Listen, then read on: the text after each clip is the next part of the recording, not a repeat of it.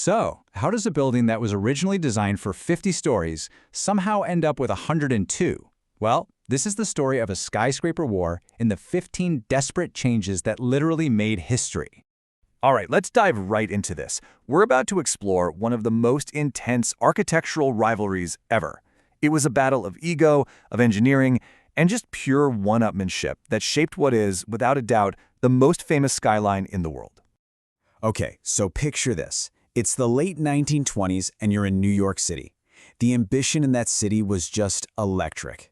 Everyone wanted to build higher than ever before, and a massive competition was erupting to claim the ultimate prize, the title of the world's tallest tower. And look, this was way more than just a construction project. It was a public battle for prestige between two absolute titans of industry. Every new floor that went up was a headline. Every design change was a strategic move in a very, very tall game of chess. So in one corner, you had the team behind the Empire State Building. Their goal? To be the undisputed champion, no question. And in the other corner, you had the Chrysler Building, which was playing its cards close to the chest with a few secret tricks up its sleeve to try and steal the crown. Now, you might think building a champion skyscraper is a straight shot up, right? Well, not for the Empire State Building. Its journey was more like a frantic, reactive scramble against its rival, forcing the architects to basically throw out the rulebook and their own blueprints again and again.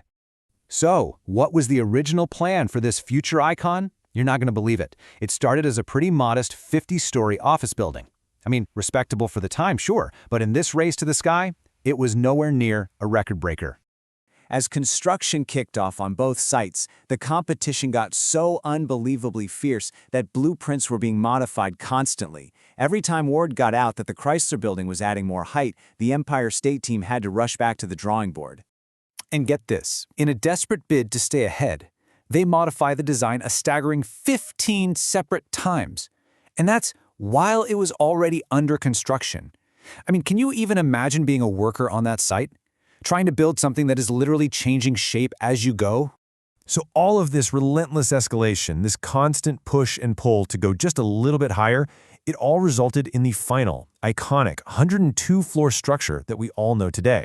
That's more than double its original planned height. So how in the world did they pull this off? Well, to win this architectural war, the team didn't just add more floors, no. They deployed two totally groundbreaking strategies, a couple of secret weapons in design and logistics that redefined what was possible. Their first weapon was all about psychology. The architects were brilliant. They knew that a wide, bulky building doesn't actually feel that tall to people on the ground looking up. So they went with this pencil design to create a powerful illusion of incredible height. And here's the real trick to making it work. For over 40 floors in a row, the building's profile doesn't shrink or taper at all. This unbelievable consistency is what creates that striking, slender look that just pulls your eyes upward, making it seem even taller than it really is. All right, secret weapon number 2 was all about speed, pure breakneck speed. To handle all those design changes and still have a shot at finishing first, the team used a revolutionary technique called parallel execution. You could call it organized chaos, and it was absolutely brilliant.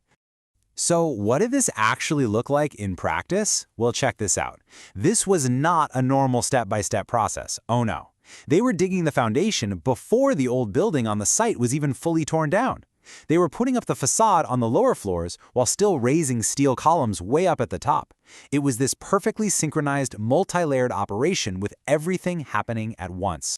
And the result of all this is just astonishing. A workforce of about 3,400 people finished this 365,000-ton building in just 13 months.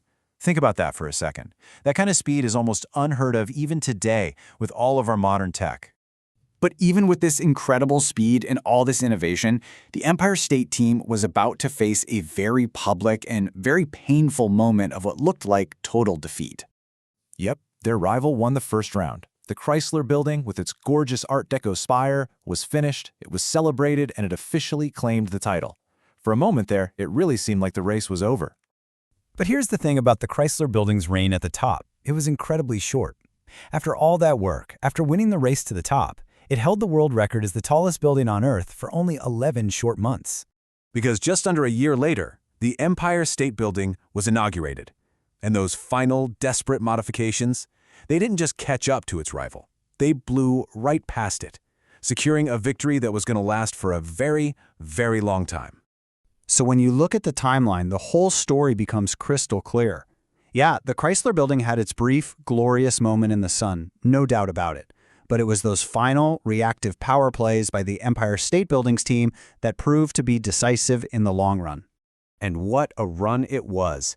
The Empire State Building would go on to hold the title of the world's tallest tower for the next 40 years.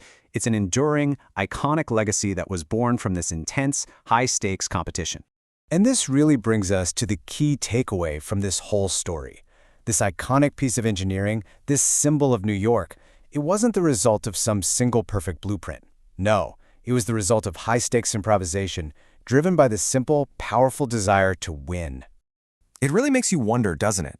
What other great achievements in our world, from technology to exploration, exist today not because of a master plan, but simply because someone, somewhere, absolutely refused to come in second place.